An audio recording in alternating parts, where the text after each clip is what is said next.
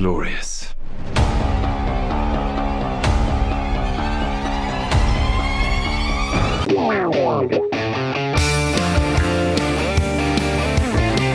Hey, hello. Thank you for having me. Nice So to nice meet talking you. to you.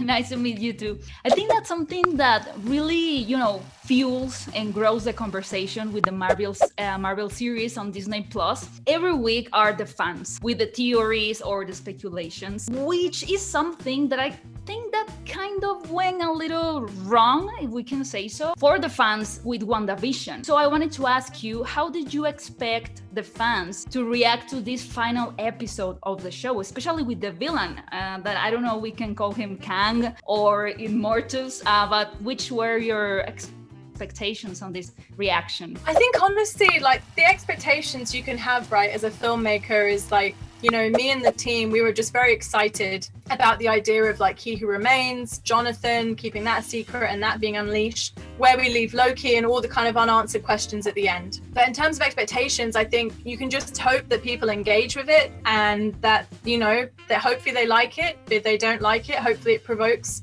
conversation between everyone, and that could be exciting for the future as well. So no, I think honestly you can't predict expectations, but I was so happy to see that people loved the ending and the story as much as we did and had the same questions, I'm sure, as we do, like, where is Loki, where did Ravonna go, what will be 15's memories? And yeah, so no, I think it's been really amazing, the fan response. All right. And is it okay to call the villain Kang or not? So in our show, he's a variant. So basically, he takes inspiration from Immortus, but he's a completely, I guess, like unique version of the character. Because, like how to explain, like Sylvie in our show, she's unique, but she's drawing inspiration from multiple characters. And I think our variant of Kang was the same, but he's a variant. He's He Who Remains in our show. All right. And now that you mentioned Sylvie, and for my final question, something I think it was really hard topic or story to develop was the relationship between Sylvie and Loki, because everyone was like, do they like each other or love each other? What are we watching?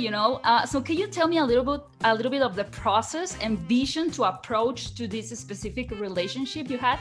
Yeah, so I remember basically when I joined, that was already in the DNA of the show that, Loki would meet another Loki and that they would fall in love and they develop these feelings for each other. And I think the thing with our show is I think we don't ever like to give like a definitive answer necessarily. So I think it's up to interpretation about their feelings. But I think my interpretation is that the show is about self-love and that Loki in falling for him, but it's not really himself, it's just another version of Loki. I think that's the thing I always want to talk about, is that they are like separate beings. I mean, she even says at the end, like, I'm not you, when he goes through the door. And I think that was really important. But I think the hopeful thing was that like Loki in episode 1, he wants the throne and it's a very selfish one. And then by episode 6, and through meeting her and having these feelings through Sylvie, he doesn't want that anymore. He just wants Sylvie to be okay. And I think that shows really beautiful growth and change for the character. All right.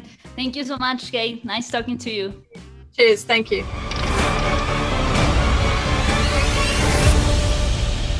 Come on. What did you expect?